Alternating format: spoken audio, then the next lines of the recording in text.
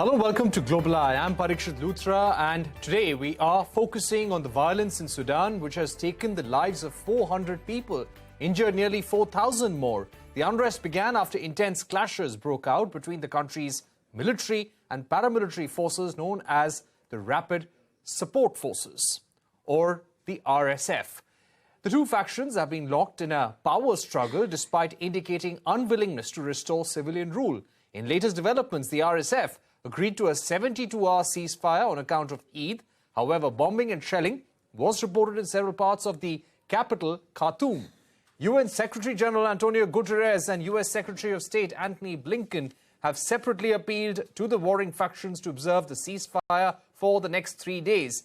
Prime Minister Narendra Modi chaired a high-level meeting to review the situation of Indians stranded in the country. India is working on contingency plans to evacuate 3,000 stranded Indian nationals in the country.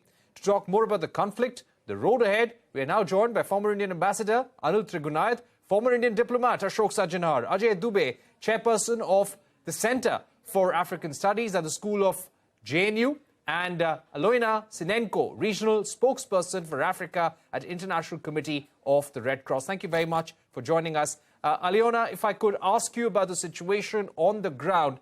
Yes, a ceasefire has been agreed upon, but is it really being observed on the ground? Well, until now, we have seen multiple announcements about the ceasefire, but what we are seeing on the ground until now, unfortunately, is that for us, security conditions are simply not there for our teams to be able to move around the city safely and to deliver urgent supplies. Right, and we have been reading how thousands of people, at least 20,000 people, have fled to neighboring Chad, but the situation there remains very dire, and we really don't know about the situation of people on the ground. But let me also get in Ambassador Trigunayat at this point and Ambassador Sajjanhar. Ambassador Trigunayat, if I can begin with you, do you see this warlike situation between the two factions, the head of the military and the head of the Rapid Support Forces, coming to an end anytime soon? Do you think any of the countries can play a role in bringing this battle to an end? Well, at the moment, I think, unfortunately, it is very difficult for any country or any organization to play any constructive role there. We have seen that in 2021, when the army toppled the civilian regime there by the Prime Minister Hamdok. At that time, they were expelled from the African Union. So African Union really does not have any great control at the moment, or cannot do anything more than that. As far as United Nations is concerned, there are several organizations and they have been attacked, and they are also in a very dire strait, as has been mentioned by the ICRC representative. On the other hand, we see only Arab League, where Sudan is also a member, is trying to work on it.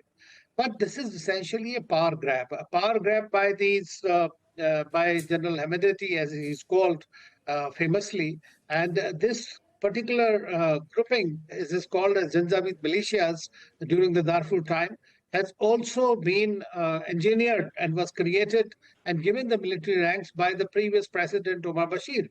Ironically, both the general of the military forces, Burhan and Hemedti, both of them jointly toppled Bashir.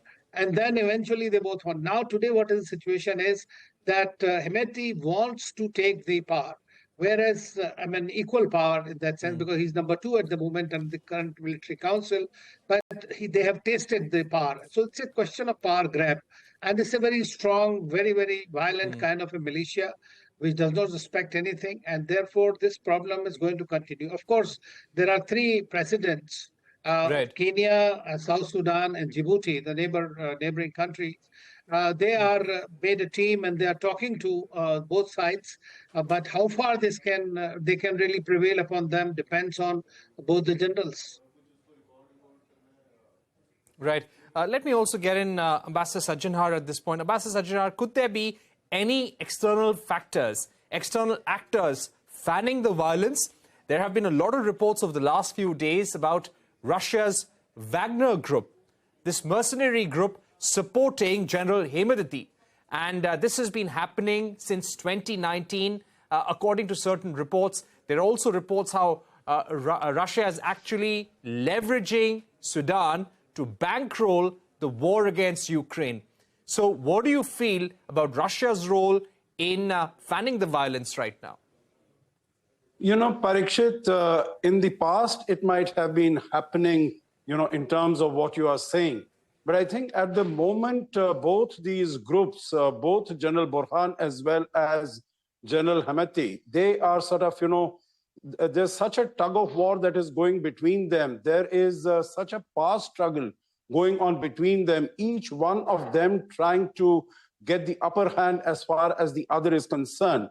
And, Darfur, from Darfur, the Janjaweed who have come, and they, in the first decade of this century, they were reported to have really brought out the worst genocide, the first genocide of this century. So these are very hardened fighters. They are fighting both for the survival as well as for, grabbing more power in the country. I don't think at the moment they would be having any attention, they would be in a position to pay any attention or focus on, supporting Russia or supporting any of the other powers or forces outside the country. I think both of them are really trying to dig in their heels and, get as much advantage as possible on the battlefield. Of course, in addition to what Ambassador Trigunayat has said about the involvement of the three neighboring countries who are trying to play a role, we do see that Egypt and the Egyptian president particularly has a good equation with General Burhan, who's the army chief. So they are trying to work with him. And UAE and Eritrea, they have some sort of leverage as far as the RSF and General Dagolo Hemedti is concerned. So they are also trying to work with them. But then they are not seen to be honest brokers. Right. So I don't know how much they will really be able to contribute. Parikshit. Ambassador Sajjanhar, I'll come back to you. Let me also get in Mr. Ajay Dubey. Mr. Dubey, what are India's options? Today, the Prime Minister has held a high-level meeting. He asked everyone in the government and in the forces to make contingency plans, look at all options, speak to friendly nations. How can we go about using our diplomatic leverage with some of the African nations, with UAE, with Saudi Arabia, US and UK? What do you think will determine India's rescue operation to bring out those 3,000 Indians stranded in Sudan? Well, to get them out, the first thing you need is a situation where evacuation operation can be effected. As was pointed out, both the generals are fighting a war where they are not going to listen to external parties. They just want to win, because anyone who is going to give concession to the other is going to get finished. This war is like a typical African war where the chain of command is not very clear, especially with Rapid Support Force, which is a militia kind, as was pointed out. It doesn't have a clear-cut command line as you have with the military. And so at any level, if the military also wants to go for a truce, then there is not going to be the same response from this militia group. The second thing is that how to make a situation where evacuation can be effected is something that diplomatically can be tried to create a situation where you get enough time to get these people out, but seems to be difficult. But nonetheless, the best option is to wait and watch for better time and keep the operational plan ready, that whenever there is a window, one should just go for it and evacuate that. All right. Alyona, coming back to you, as far as the ground situations go, we have been getting reports how a very large number of civilians, thousands of them, have taken shelter in schools, colleges, hospitals, and even hotels in the area. What is their situation as far as essential supplies go, their safety of women and children? The situation is getting desperate and getting more desperate with every hour that this uninterrupted fighting continues. Now soon's going to be, tomorrow's going to be a week since it started, and there was no respite for civilians during this entire time. They are scared. They are running out of supplies, running out of food, water. There's been entire neighborhoods without water, without electricity. But the most importantly for us, the biggest concern at the moment is the worsening situation at the hospitals. The hospital personnel, they have been unable to reach their workplace. Hospitals are also running out of supplies. They don't have food. They don't have electricity. So this situation is becoming increasingly desperate, and we're urgently calling for humanitarian access to be able to move around. Right. Ambassador Trigunayat, coming back to you, keeping this kind of a situation in mind, and first of all, would you say that this kind of violence is unprecedented? You have UN aid organizations, their offices are being looted, burnt as well. International organizations like Doctors Without Borders, ICRC, the Red Cross, they're not getting access to these affected areas. They're not getting access to people who have been injured, to hospitals. Is this a situation not seen before in the area? Well, this pretty much happens every time, but most of the places it has not happened much worse. But we have seen these kind of situations in Darfur, in Sudan itself. When Sudan and South Sudan, this problem was happening, we have seen it there. I've been ambassador to Libya. I mean, we have seen those kind of situations there also. So whenever there's a civil war, this is virtually a free-for-all kind of a thing that happens. Only one thing is that this RSF, when they started attacking, it was in the evening, and so therefore nobody was there in the embassies or those offices.